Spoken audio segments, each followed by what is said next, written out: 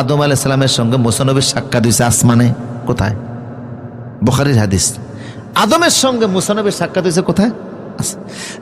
মুসা নবী আদমের কয়, বাবা আমনে জান্নাত এত বড় থাকতে, বিশাল বড় জান্নাত, এত গাছগাছালি থাকতে, ওই গাছটার কাছে আপনারা যাইতে কইছে কে?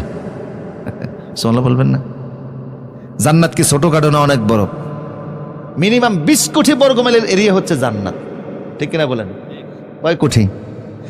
এত ছোটখাটো জান্নাত, যেটা বড় জান্নাত তো আরো বিশাল বড়। আপনি যেই জান্নাতে ছিলেন তো অনেক বড়, ওইখানে আপনার এই গাছটার কাছে যাইতে কইছে কে?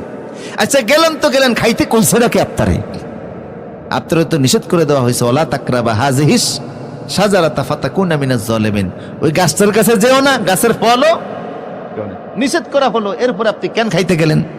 কথা বুঝেন না মনে হয়, কেন খাইতে গেলেন? তা আদম আলাইহিস সালাম, মুসা তো রাগী মানুষ ছিলেন, কাউরে ছাড়তেন না। কথা কোন ঠিক কিনা? দুনিয়ার কোন নবীর দাওয়াতের ক্ষেত্রে আল্লাহ বলেন নাই ভাষা নরম কইরো, একমাত্র মুসারে বলছেন ভাষা নরম করে যাও।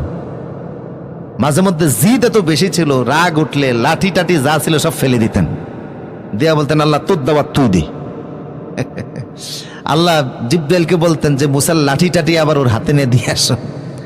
এক হাদিসের মধ্যে আসছে, রসুল যখন মেরাজে যায় তখন সপ্তম আকাশে মুসা নবীর সঙ্গে সাক্ষাৎ। তো মুসা আলাইহিস সালামকে রসুল বললেন আপনি কেমন আছেন? জি ভালো আছে। ধন্যবাদ দেওয়ার পরে বলতেছে যে কোথায় যাচ্ছেন? কয় আমার দাওয়াত আসছে, আরশে যেতে হবে।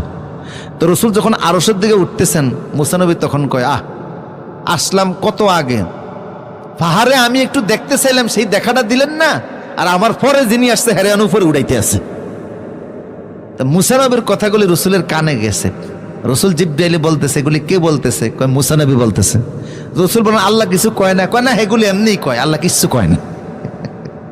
কারণ রাগ দিয়েছেন কে? তোর পাহাড়ে আমি উঠতে চাইলাম, আমারে উঠতে দেন নাই।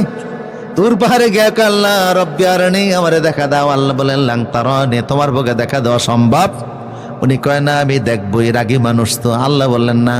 শেষ পর্যন্ত আল্লাহ বলেন একটা টেস্ট পরীক্ষা দাও, টেস্ট পরীক্ষায় পাস করলে ফাইনাল হিসাবে আমি আল্লাহ তোমার সাক্ষাৎ দিব।